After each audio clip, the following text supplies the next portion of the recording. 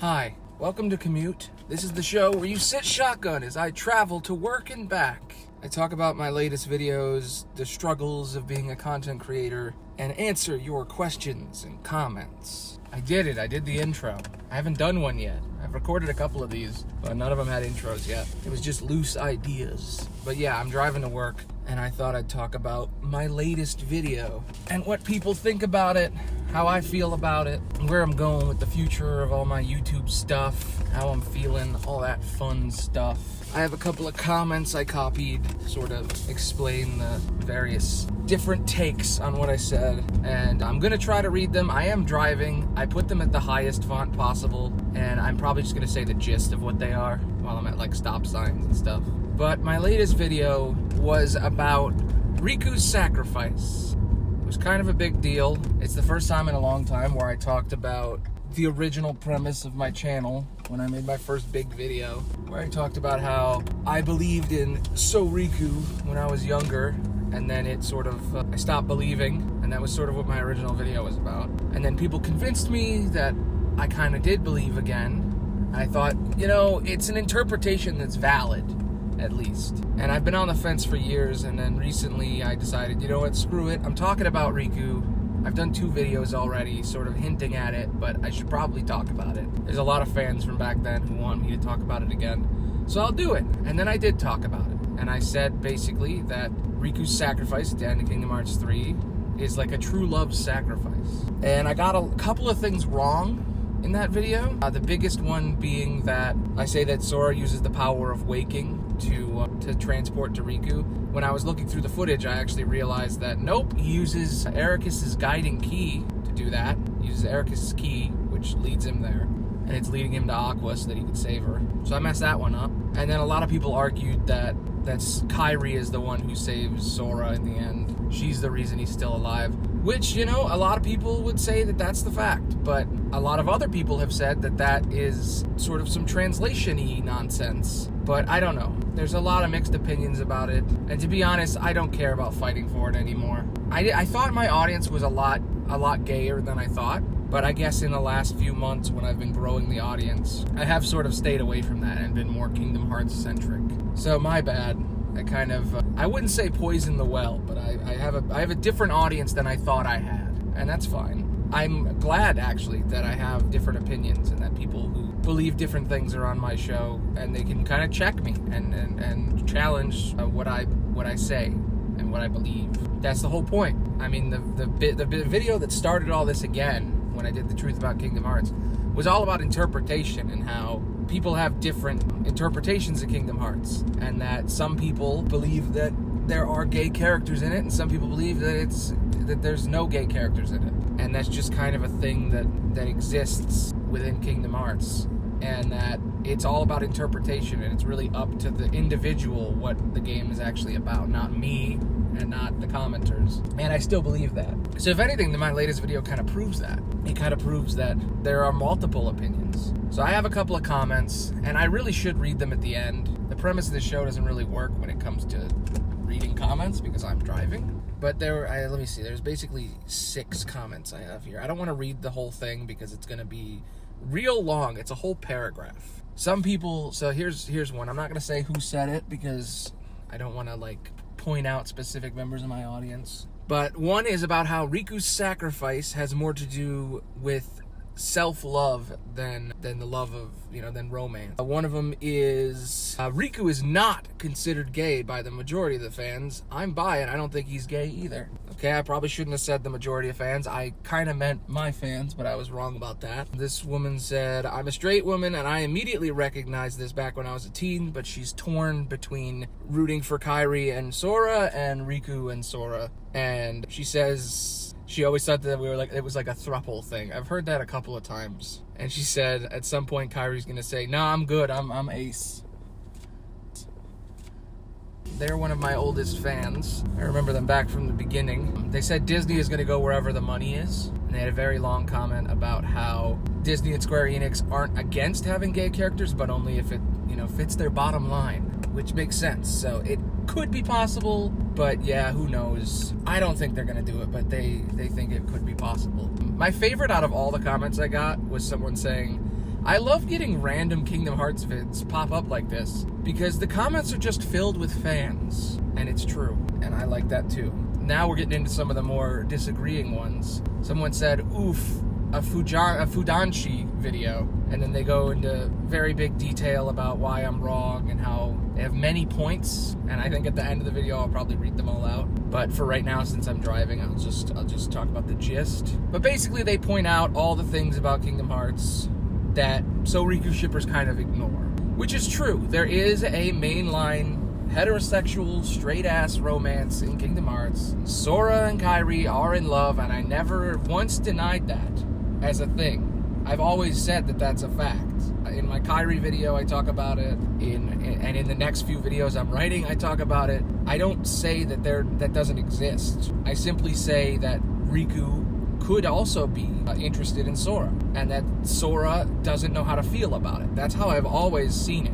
You know, gay people can exist too. We don't have to exist in this back and forth. But there is a lot of argument to say that Riku is straight, and I completely understand that argument. The whole Namine and Riku romance thing is sort of a thing people believe. I've seen some comments about the various opinions on that for a long time. Personally, I feel like the whole Namine Riku thing is about Replica being used and manipulated, so it kind of pulls away from the whole Riku Namine romance thing. But I don't know, some people say in the beginning of Kingdom Hearts that Riku has sort of he's kind of jealous of Sora over Kairi, and that he has sort of like this childish crush on Kairi too.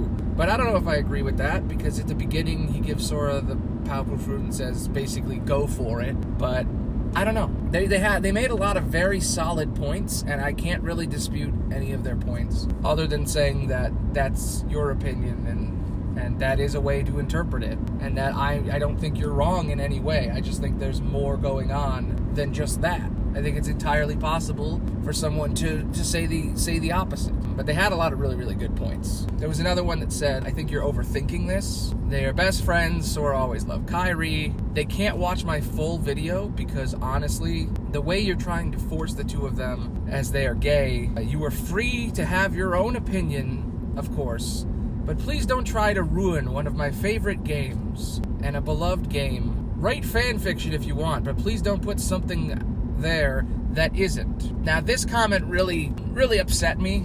Not so much that they said it. They're totally fine to believe that. But it aggravated me a little bit. And I'm glad I don't directly respond to comments, and I simply will do it on here if I need to. Because I probably would have said some shit back and that I would have regretted. So I don't respond to comments because of very reasons like that. Because I don't want to have an immediate reaction to something that was just sort of, it's just how they feel. But I've seen that argument a lot across the many years I've been doing this. And I'm not ruining it, and I'm not putting something that isn't there. I'm saying an opinion that you don't have. If it's okay for me to have my opinion, then I should be able to share that opinion. If you want me to hide my opinion in forums and write fan fiction, that's okay. It's okay to be gay in gay spaces, but if I'm in a public space, I'm not allowed to say I have a gay opinion. Yeah, I don't agree with that. I think that yes, it is my opinion, and yes, you have the right to say that I'm wrong, and you have the right to say that I'm even making it up. That's fine. You can interpret it that way. But I am interpreting it this way, and that is my opinion. And that's maybe the hardest out of all the comments I got. That was the one that almost crossed the line. It didn't cross the line. That comment was fine. Like, you could say that all you want, but like, I didn't get it. Here's the thing I'm really happy about with this video. I never got a single comment that was like, you're perverted, this is disgusting, this is wrong, you know, fuck you. I never got any of that shit. I never got any hate. I got constructive criticism completely, and I'm happy with that. This one is like on the edge, but they're entirely right. It's okay for me to have my opinion, but I can't just make shit up. And there was an instance where I did make one thing up, and I probably shouldn't have done that. I didn't do it on purpose. I genuinely thought it was true, and then later discovered that it wasn't. But yeah, maybe I'm overthinking it. Maybe I'm reading into things. But people have been telling gay people that they're overthinking it for thousands of years, and I've always hated that argument. That it's very near the edge of gaslighting to say, oh, it's all in your head, you're wrong. You made the whole thing up, you're crazy. And it's like, okay, have you seen Luca? What do you think of Luca? I bet they're gonna say Luca is entirely straight. I could think of other examples, but that's just the first one that came to mind, because that was the main argument against Luca when Luca first came out as a thing. Alright, here's another one. I love everything about your videos, but the way your avatar is animated kind of gives me the creeps. I thought this was kind of funny, but also I've heard it many times, and I actually kind of am a little self-conscious about my model. I made my model a long time ago, and I have a 3D one that looks more real, but I feel like people would still say that one's creepy. And also, I kind of like that I have a kind of a creepy face. If you watch my streams, you know that my model gets way creepier, and that he's supposed to be creepy. So I should really take that as like a good thing that someone said that. Well, here's another one that disagrees. Okay, I'm gay, but I never got this at all with Riku. He never stood out as a gay or closeted character. If it's true, I have no issue. Riku is my favorite character, so this is a pretty interesting case. Yeah, so someone can totally be a gay person, not believe Riku is gay, and still have Riku be their favorite character. That's fine. In fact, I'm kind of happy that that also exists. And it's more evidence in the column that I'm completely wrong and overthinking this. But here's another one that's in the exact other end of the spectrum. I'm straight, and I've been watching your videos, and I can totally see what you're saying. But I can also see it as just like a brother-like friendship. The gay thing is not so far-fetched, though, and I wouldn't mind if it were true. That's the kind of comment that shocked me. That comment legitimately blew my mind. You know what? Maybe that one's my favorite. Because it's this straight person that says, you know what? I never saw it that way. Good for you for thinking that. And it might be. I don't know. Totally like that. It even mentioned, which I can talk about, the whole brothers argument, which in this case is very much a possibility. Sora and Riku are best friends, and they could be considered like brothers from the very beginning. And I can totally see that. But that argument always bothers me because of how it's used by historians a lot. The whole they're just brothers or they're just bros argument is another classic argument across all things that basically is used to say, well, they're not gay, they're just brothers. That's been a thing forever. They've said that for hundreds of years, especially in a historical context, to sort of erase gay stories. And it's also been used as a defense in a lot of cases where gay people will pretend to be brothers in public in order to trick straight people and in order to exist and hide. That's been a thing forever. But yeah, in this case, Riku and Sora did grow up like brothers. But a lot of people are also not thinking of the boy next door girl or the girl next door, boy next door, girl next door. That whole trope of like someone you grew up with and then you end up falling for them and it's like a high school sweetheart type deal. That is also a thing that exists. And it can exist as with gay people as well. So you can have a guy that is like your bro and then soon discover that, or maybe there's more feelings going on than you think. But like I said, this is all hypothetical anyway. Riku and Sora aren't real. They're fictional characters, so technically you can say whatever you want about what you believe in your head that is canon. And that's kind of the beauty of interpretation and media and fictional stories, is that anyone can believe anything about anything. Some have more evidence behind it than others, but the evidence is only necessary to convince someone of it, not to validate whether or not it could exist. It's entirely up to whatever you personally believe, you know? And I think that's the thing that gets lost with a lot of people when emotions get involved. And the next part I'm supposed to talk about here is how I feel about all this. And at first I was kind of upset, not so much about the response. The response was great. And looking back on it, I'm actually really proud of how the audience I've built was very cordial, and I don't think I lost people completely. There was that one comment that said they couldn't finish the video, which is perfectly fine, but I was a little hurt because I thought the audience was something that they weren't. I thought I had a gayer audience than I did, because when I started making content, I was a lot more open, and my videos were way, way gayer. But the YouTube system has kind of forced me to be less gay, sort of encouraged me to be less gay, because videos about gay stuff don't do as well, because it's kind of built that way, and it's kind of messed up, and some gay people have been able to survive on YouTube by creating a very niche audience that is only talking about gay issues and gay things. And I didn't want to just be a gay creator. I wanted to be a creator who is also gay. And I think now I've kind of proven that is what I am now. So I guess this is a good thing. It's just, I had a lot of different feelings about this video, and normally when I make a Kingdom Hearts video, I make it, I finish it, I put it out, I don't think about it anymore. And then years later, I'll remember it when I'm talking about a different video that's similar or something. But the whole point is that I create it because I enjoy making something. I make it, I put it out, the audience receives it, I look at the numbers maybe twice at best. That's what I would want to look at. Sometimes I look at it more. When it's doing badly, I look at it more to see if it's fixing itself. But I look at the numbers, I go, okay, those are okay. The channel's not dead. I can keep doing this. And I'll read every comment that comes through. But usually there aren't this many comments. This is the first time in a long time where there was a real decisiveness to my video. I said some stuff that made a lot of different people feel a lot of different things. And that's good, and I want to do that. I don't want to do that all the time. But I guess the video was good then, because it made people feel many different things. It made a lot of people confused and angry. It made a lot of people happy, and it made a lot of people go, oh, okay. And I like to say a lot of people, but it was like one of each. My channel's still ridiculously small, and I like to pretend that it's bigger than it is, but it's not. It's a very small channel. I'm getting dangerously close to being monetized, and I'm terrified about it. I haven't been able to sleep for the last few weeks, and it hasn't been about this video in particular. It's been more about, I'm very afraid for the future of the channel and how YouTube may just straight up delete me when they scan my videos for copyright. Because they do a surface scan for copyright, and they don't pick up Kingdom Hearts music because it's video game music, and it's perfectly fine to use video game music in the background of your videos. But when they do a channel, like when they look at your channel directly to see if you can get monetized, the scan is a lot more thorough. And I'm worried that they're going to look at all my videos and they're going to say, you're stealing Disney's property, and they're going to delete my entire channel.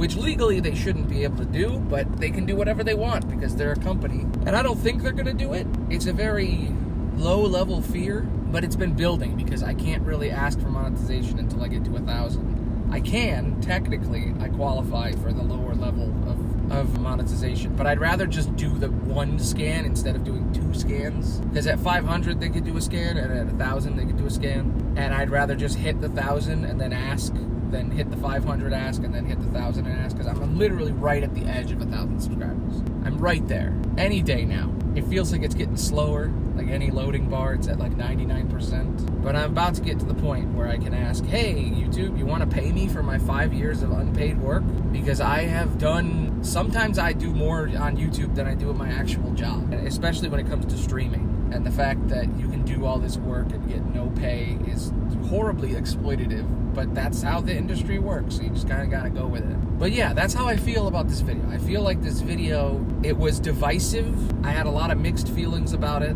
Making it, I wasn't sure where, if I was going too far at times. It wasn't edited many times either. Normally I edit a lot of stuff out, and I sort of reread and rewrite. But that script, I was kind of procrastinating and putting it off because I was a little worried about it. And I wrote a couple of different drafts, but it wasn't the solidest of scripts. My next script is also pretty loose. I just finished it, the first draft of it, and I gotta make another draft tomorrow at least. I don't feel as confident when I only have one draft. I like to have like 2 or 3 to make sure, it's solid. But I don't know. The next one's about Sora, and it's about him, his childhood. But it's mostly just a Kingdom Hearts 1 video. I wanted to talk about more, but I felt like with Sora, there's so much that happens in the first one. And it's more about like a Birth by Sleep and Kingdom Hearts 1 video. It's kind of like how I did the first Riku one, where I talk about Riku being possessed. This one is about sort of Sora going from his, like all the appearances you see him before Kingdom Hearts 1, and all the times they mention moments before Kingdom Hearts 1, and then also Kingdom Hearts 1. And I do go into the Kairi romance stuff, and I've always believed in that.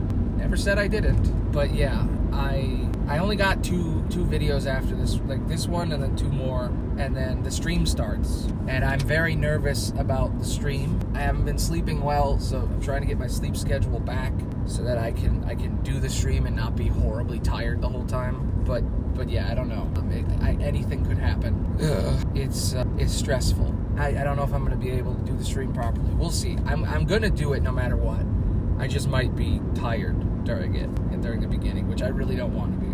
My plan is to like wake up early for like 2 weeks straight leading up to it to try to fix everything and go back to normal. But while I've been on break from streaming, I've lost my sleep cycle completely because I work nights, so it's very easy for me to lose track of my sleep because I don't have the sun to set my circadian rhythm, so it's really hard to like stay awake and sleep at the right time. That's part of why I was streaming, because streaming is so good at forcing you to get up at the same time every day. But I'm very excited for the stream. I'm going to play through all the games. Hopefully some people will be there. I know someone said that they were very excited for the stream. Like, hell yeah. There's always a couple of people that show up for the big Kingdom Hearts stream. I don't expect that many. This might be my last stream for a while. I'm going to do the whole game, the whole series, until I'm done every day, until I beat Kingdom Hearts, or until August ends for Kingdom Hearts Summer. But if I don't get a lot of people watching, if I don't really enjoy it, I might stop for a while on streaming. I'm kind of on the fence about it. Streaming is a very complicated medium, and I don't know if I'm very good at it. Sometimes I'm pretty good.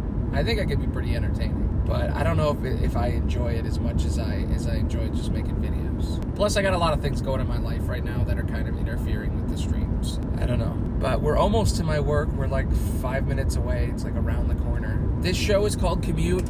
I've been doing it every week for the last few weeks. It hasn't been coming out yet. I wanted to release a bunch of episodes so that people could binge it. I was going to release it in a few weeks, but since this video was so big and I wanted to sort of talk about it, I thought I'd record this one and plug it on the channel so you guys can listen to this. I don't know if people are interested. I try to create a cozier vibe. I try not to just talk about, deeper, like I try to be deep on this show, and the show isn't over. There's going to be more after this, but I don't know. I didn't want this one to be the first one, but maybe it's good that it is, because I think it's going to cause a lot of discussion, and I think people will understand me a little more watching this, and maybe they'll want to watch the other ones. I don't know. I make a lot of different kinds of videos. I don't just make Kingdom Hearts stuff, but people have only ever been interested in Kingdom Hearts. YouTube kind of forces you to put yourself into a box. It makes you sand off your edges and be more conformed to what a general audience would like. And it only encourages the behavior they want. It wants you to do the same thing over and over again. So when I make, 10 different essays about 10 different things, YouTube goes, yeah, but who wants to watch that? What are you? What is your channel about though? What's the sell? Who do I sell this video to? And you go, I don't know, late 20s, early 20s, like people who grew up in the 2000s, like late 90s or early 2000s, like zillennials. Could you send it to them? And it's like, no, I gotta send it to a specific group, not like a demographic. And I'm like, but the whole point of a demographic is like you pick an age range and then you send it to them, and then YouTube is like, no, it needs to be more specific. It needs to be more and more specific. We can't create ever like infinite loops and rabbit holes if it's not specific. So you have to pick one thing, and YouTube picks it for you. You don't even get to pick your one thing. You just put out videos, and then YouTube says, this is what you make videos about. And I made a video about Kingdom Hearts, specifically about Soriku, and then YouTube was like, yep, that's your audience. And I went, okay, I like that. I respect that. I like that audience. That's fine. Cool. So now this is what I make, and I'm glad I make it. But I gotta say, I don't have a lot of Kingdom Hearts videos left in me. There's not much left to talk about. I've explained every single character, and when I'm done with Sora, I'm gonna go and talk about every game one by one, which is kind of worrying because the video I just wrote is basically, here's the plot of Kingdom Hearts 1, but I'm gonna have to do that again. So I think I'm gonna talk more about like game design, level design, maybe more about like the specific levels, because I never go in detail about the Kingdom Hearts worlds that much. So maybe when I talk about Kingdom Hearts 1, 2, and all the others, I can go more in detail about the specific plot stuff. But it's hard to do that when you're making like a 5-minute summary. I don't know. But we are here at my job. The way this show works is I drive to work, I talk about a topic, and now I'm going to listen to all this, and then on the way back, we're going to talk some more, and it's going to get deeper, and it's going to be less about the topic and more about other stuff. I really want to talk about some crazy things that have happened on YouTube recently with Rooster Teeth. It's really fascinating. So stick around if you want that. If not, it was nice seeing you. Thanks for giving this show a chance. I will be right back. Hello, it is I am back. I am currently in a gas station. I had to gas up the car a little bit. It was beeping at me earlier, being like, hey, I'm running out of gas, stupid. So I filled it like a big boy. So this is the part in the show where I get a little bit more open. I don't really have a script at all or anything specific that I want to talk about other than like maybe a topic. It's just kind of the chill hangout part. I listened back to what we've already talked about. I think it's a good one, making a turn. I always get very paranoid about other people on the road. Not that I think they're gonna make a mistake, but that I think I'm gonna make a mistake. It's a classic me thing. That's what happens when you got really bad anxiety and you try to drive. But yeah, so I was talking about Rooster Teeth. So if you didn't know, fun fact about the internet in general, there was this place, it was called Rooster Teeth. It lasted 21 years. It was the oldest company on the internet for the longest time. It was the independent gaming, comedy, and content creation group. And they were basically the first one that kept existing until Mega 64 has officially beaten them. They were always neck and neck as the oldest two places on the internet. And Rooster Teeth is officially gone, so Mega 64 has won. They beat out Machinima, they beat out Rooster Teeth, they beat out everybody. They survived. And it was an incredible watch to see this company that I loved for years slowly wither and fall apart and disappear into the dust. And now that it's finally happened, it's finally truly done, I'm seeing how it's continuing in some way. It's not completely dead. It's kind of like watching the Doctor regenerate on Doctor Who, where you see this person, you care about this character, you've been with them their whole story, and then suddenly they're gone, but not completely, and they're someone else, but still very much the same person. It's the same thing with Rooster Teeth. Rooster Teeth has died. The company is gone. All the horrible things that they did to their employees and that happened within that company are gone. Every evil corruption that came from big companies buying them out faded away, and now all that's left are the core talent, the core creators, and they've each started their own Patreons and little podcasts, and it's fascinating to watch. I feel like in years they're going to talk about it in books. It's like, I like to call it the lifeboat method. All these groups that are older internet things are creating Patreons to sort of stay afloat. But Rooster Teeth did this thing where they knew they were going to die soon. They knew Warner was destroying companies left and right. So they knew the only way to survive the Warner Discovery merger was to create lifeboats. So they made these podcasts that they legally owned separately, where the podcasts, the legalities around the podcast were looser. Not super loose. They still lost the names.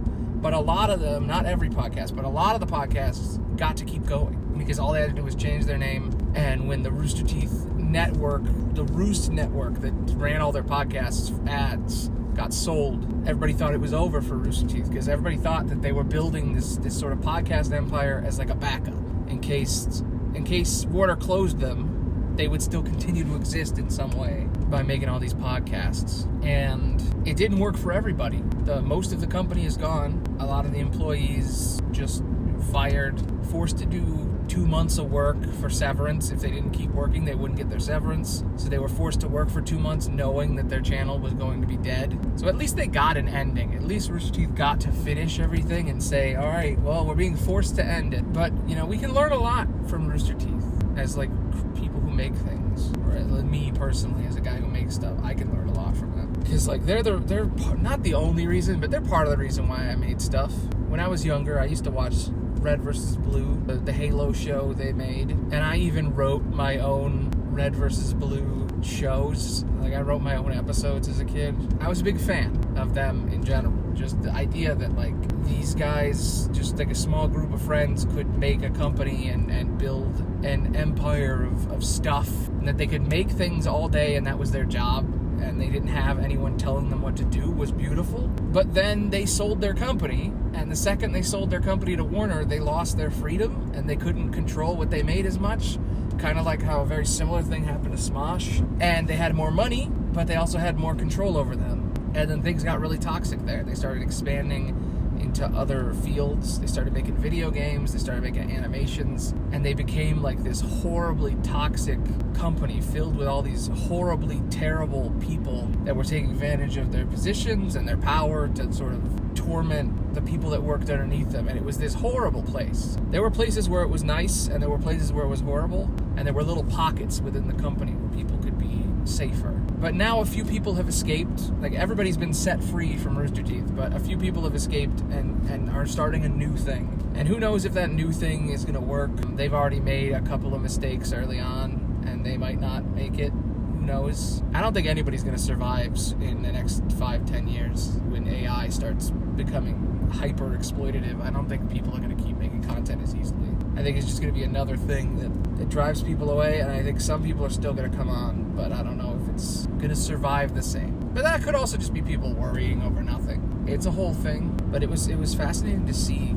these people that I followed for years sort of break off and create individual things that you have to basically pay $10 to watch. And I don't know if it's going to work for them in the end.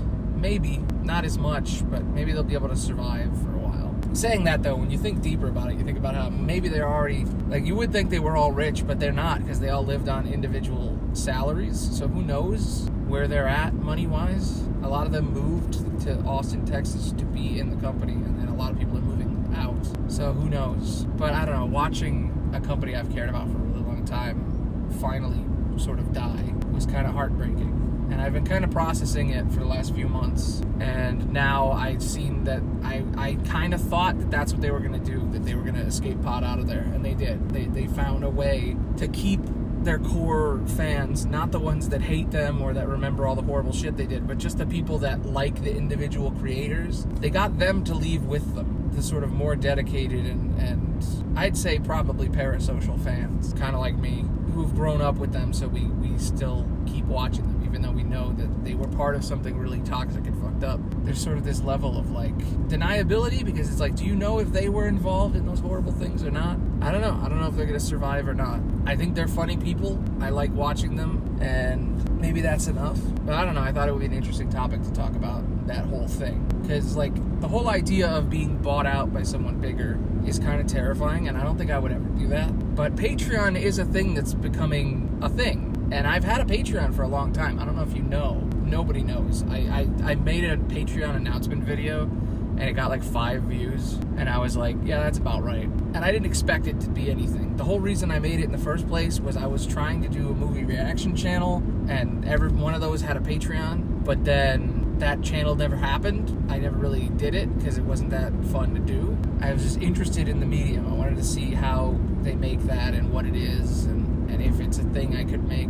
And then I would, at the end, was like, it's kind of cool, but I don't know if I want to monetize my love of watching stuff like that. And also, it's a real pain in the ass to edit because of copyright, and it's just hard to get around it, and it is too risky. It'll get your whole channel deleted. But because of that, I had a Patreon, and I just let it sit there. I would just post, every time I posted a video, I would link it to Patreon, and that was it. And I didn't ask for anybody. I had 2, you have to have a thing that says for money on Patreon for it to exist. So I had 2 that were like $5 for a thank you and $10 for like putting you on like a wall.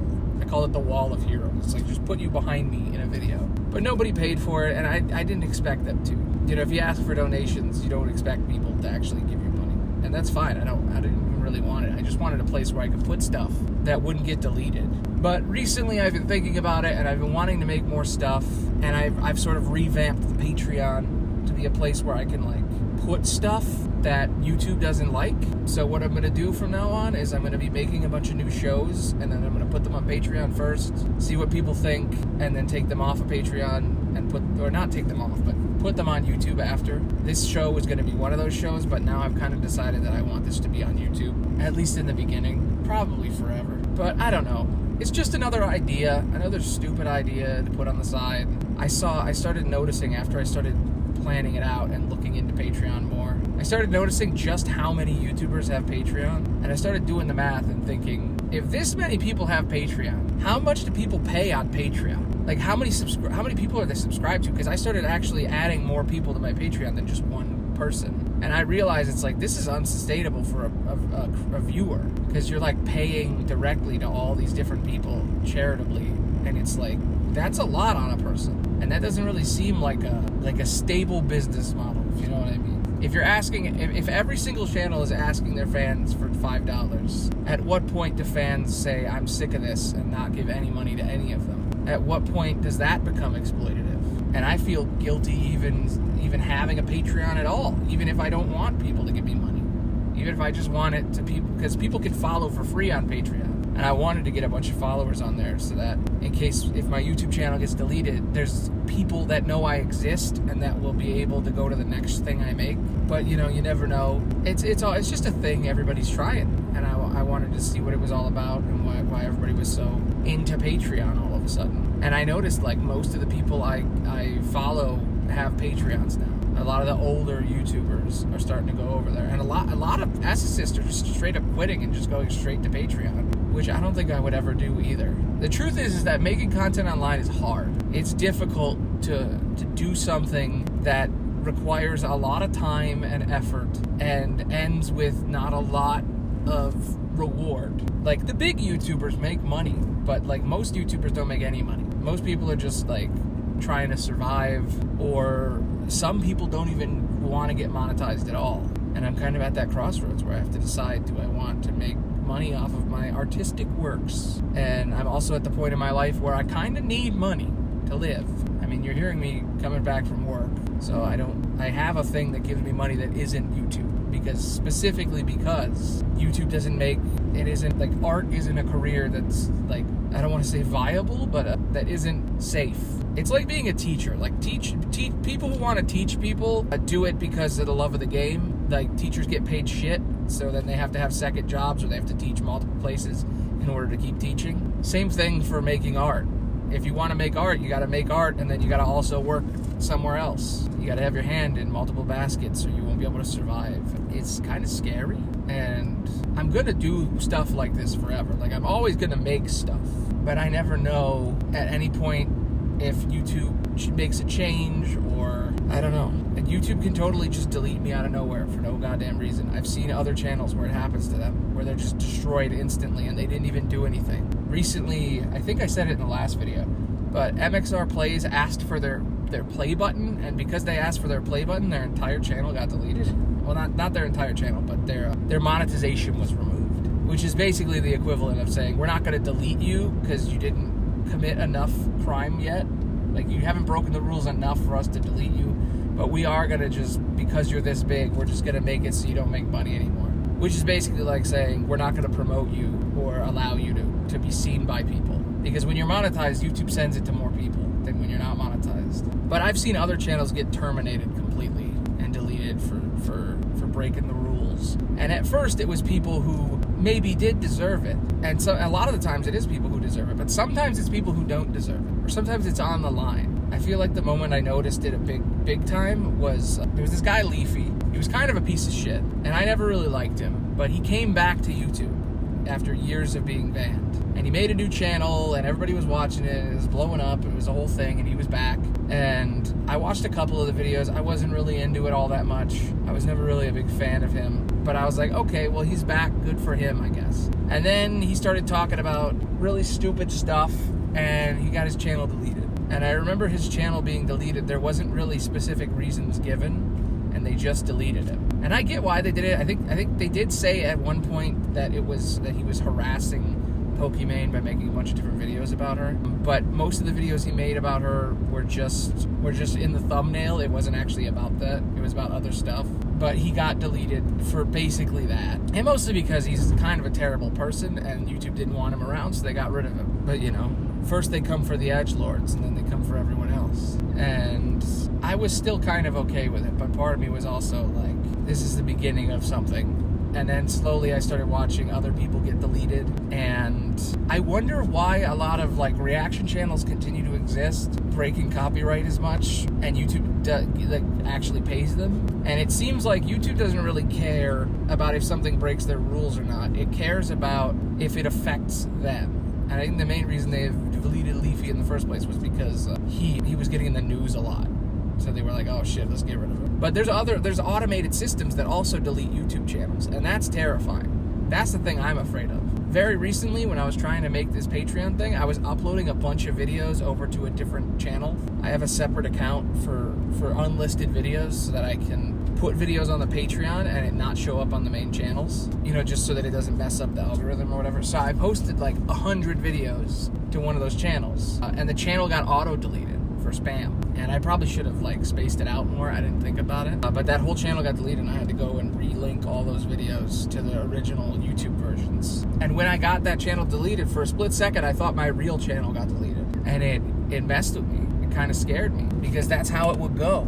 And I now know what it would be like to wake up one morning and see it happen. I know what the email looks like. I know what the page looks like when you go to the channel. I know what my Patreon looks like when it's gone. And that was terrifying. It was terrifying to see that years of work could be deleted that quickly. That I've been doing this for 5 years, and at any point I could just be gone. And the thing is, I've seen other channels get deleted as a YouTube viewer, and you don't even notice, because people only watch their recommended feeds, and I'm guilty of this too. Everybody, that's what the system's built for now. YouTube has sort of incentivized you to you watch your recommended feed, and then every couple months I'll go through my subscriptions when I can't find anything to watch, and I'll find all these channels. I'm subscribed to like 500 YouTube channels. Like, that's not an exaggeration. It's like that many. And I will go back through all the old channels I've subscribed to and see where they're at now. And it's fascinating to watch a channel that you haven't seen in a long time, and you just see like either how much better off they are or how much worse off they are. And a lot of the times they're a lot worse off.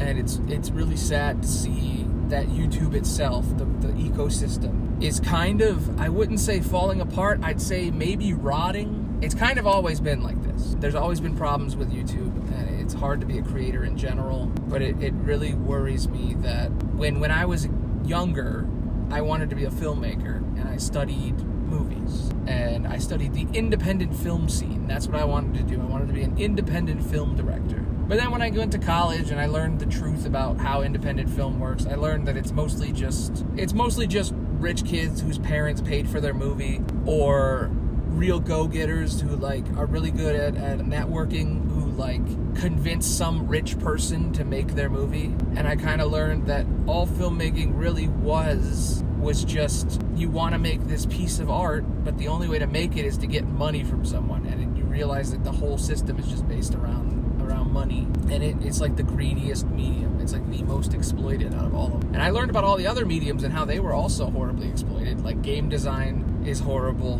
The art world is messed up. It's all about like tax fraud. Like, it's mostly about like writing off taxes, and like in order to grow in it, it's all about who you know. And just like all the different arts, they're all like really, really exploited. And YouTube always felt like the place where anyone could make it. It was like, I remember Smosh made a joke called the Little League of Hollywood, and it was that anybody could make it on YouTube. That was kind of the point. But when you look at what YouTube is, not everybody can make it, and it still is about connections. There still are agencies on YouTube. You still have to get signed. If you show your face, there's more of a chance that you could collab. If you move to LA, there's more of a chance that you can get signed by a bigger agency and be seen by more people. You'll get collabs with bigger people. There's multiple, like, when it comes to being a VTuber, VTubing is like the most corporate thing there is. And like, I didn't want to be a VTuber. I'm a VTuber out of necessity. I wanted a face. I don't want to show my face. I don't like what happens to people when you show your face, and I don't like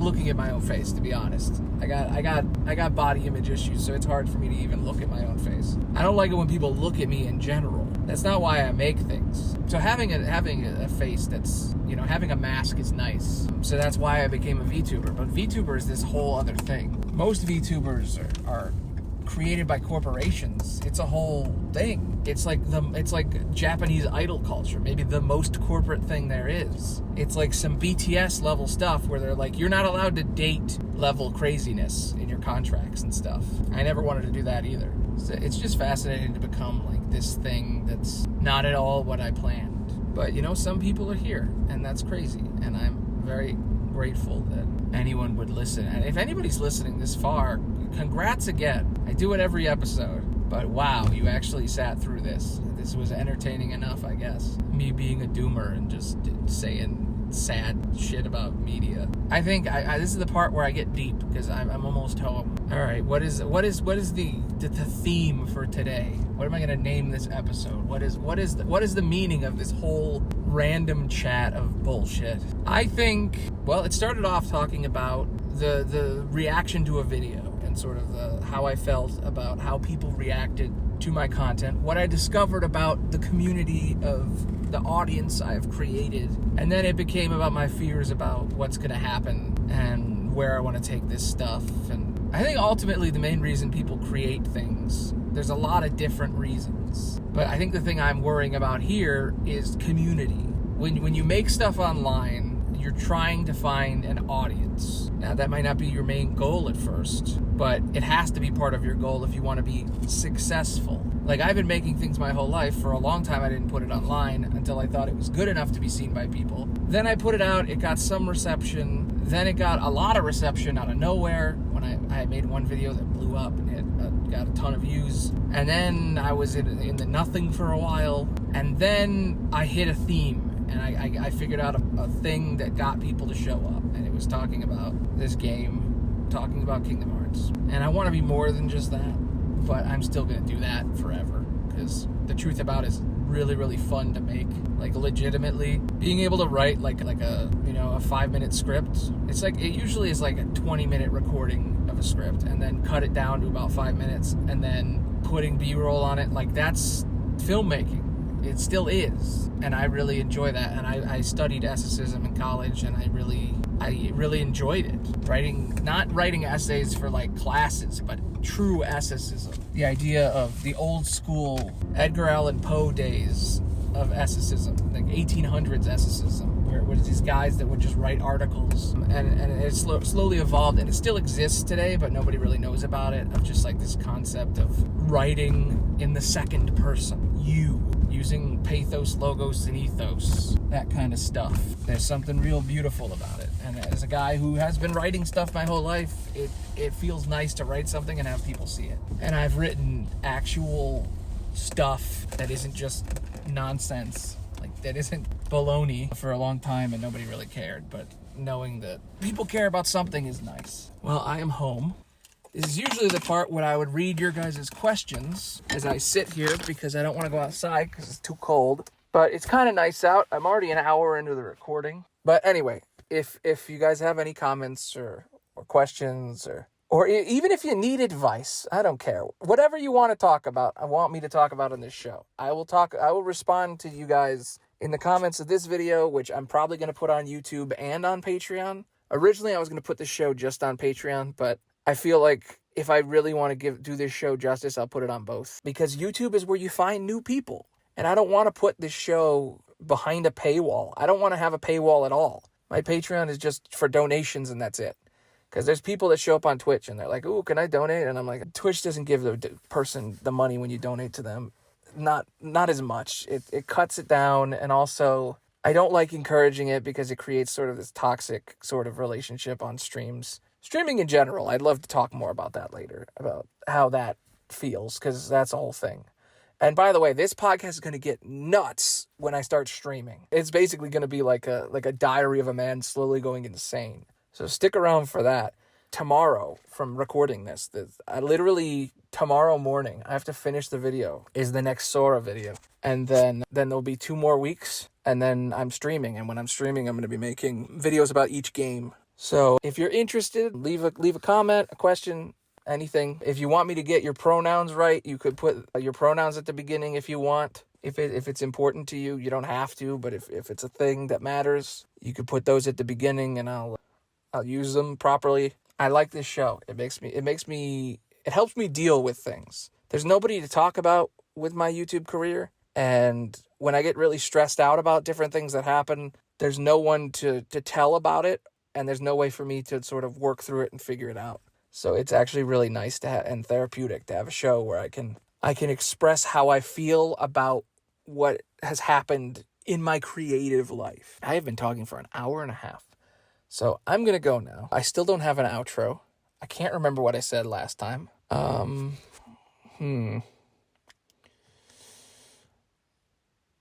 Cringe you later. Bye.